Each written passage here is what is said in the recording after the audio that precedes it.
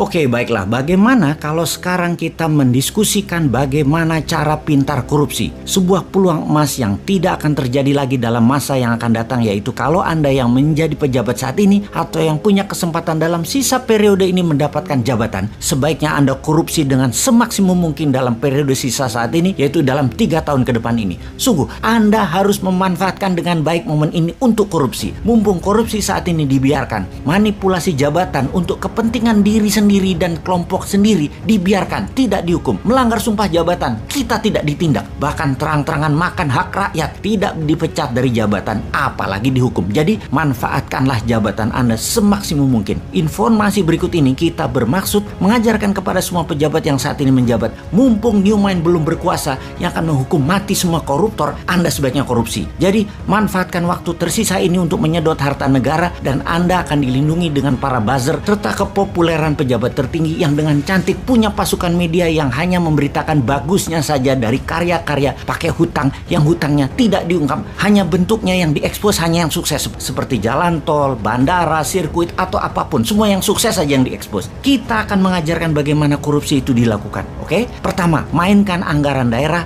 anggaran pusat, anggaran departemen, dan anggaran BUMN. Pastikan Anda punya teman atau sahabat yang Anda percaya untuk dimenangkan tendernya, diatur pagunya, dibuatkan spek produk sesuai dengan bohir Anda. Teman Anda tadi pastikan punya mitra yang memang pengalaman untuk bisa menyelesaikan proyek tersebut sebagai subkontraktor atau sub-supplier Anda. Teman Anda yang dimenangkan tendernya dan mendapatkan proyek tadi tinggal disubkan, nggak kerja, dapat cuan. Pastikan semua proyek dan anggaran di tangan Anda jatuh ke perusahaan kroninya Anda. Cara kedua adalah ciptakan proyek angin ribut dalam tanda petik. Proyek terlihat keren dan yang membuat masyarakat akan melihat Anda seperti orang sukses. Kemudian buat teman Anda yang dapat proyeknya tersebut. Proyek angin ribut ini kalau di daerah kerjasama dengan DPRD, pastikan semua politikus dapat permen jatah premannya. Kalau di pusat, pastikan sobat politikus Senayan dapat juga, yaitu untuk meloloskan anggaran atau membuat peraturan yang menguntungkan Anda para pejabat. Kemudian buat proyek yang ada asingnya dengan membodohi pemimpin tertinggi, seakan kalau ada uang asing, negara kita itu dianggap makmur, dengan cara membuat lembaga rating internasional kita bayar agar negara kita mendapat hutangan, agar dapat kepercayaan asing, agar proyek asing masuk, dipermudah dengan peraturan, misalnya Omnibus Law, buat aja semacam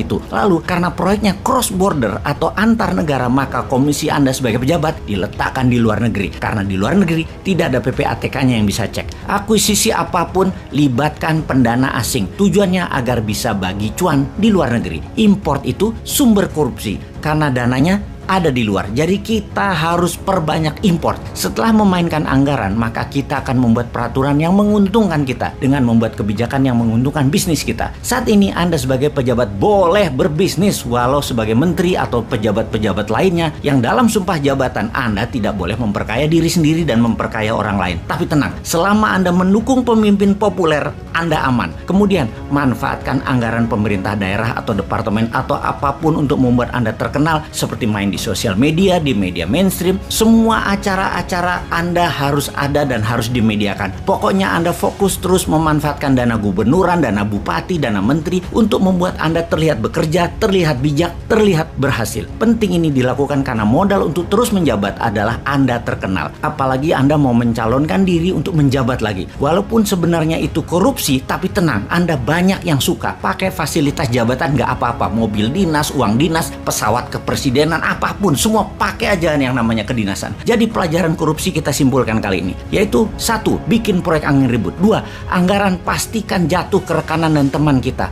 3. Ubah peraturan dan kebijakan pemerintah pusat, pemerintah daerah, departemen yang menguntungkan teman-teman kita. 4. Perbanyak proyek antar negara agar komisi berada di luar. 5. Buat proyek multi-year sampai di atas 10 tahun agar yang menanggung bukan Anda lagi ketika Anda tidak menjabat, dan komisinya kan dapat di muka. Misalnya beli pesawat terbang 100 unit selama 10 tahun. Nah, komisinya kan di depan dan anggaran nyicil 10 tahun termasuk penyerahan pesawatnya nanti. Biarkan pejabat kemudian yang pusing dan rakyat yang pusing. Terakhir adalah gunakan fasilitas dan anggaran jabatan untuk membuat Anda terkenal di media. Oke, kita jelaskan nanti yang lebih rumit lagi, namun dapat dipastikan rakyat tidak akan tahu. Jadi yang sedikit ini dulu diperbanyak korupsinya. Selamat menikmati sisa jabatan Anda.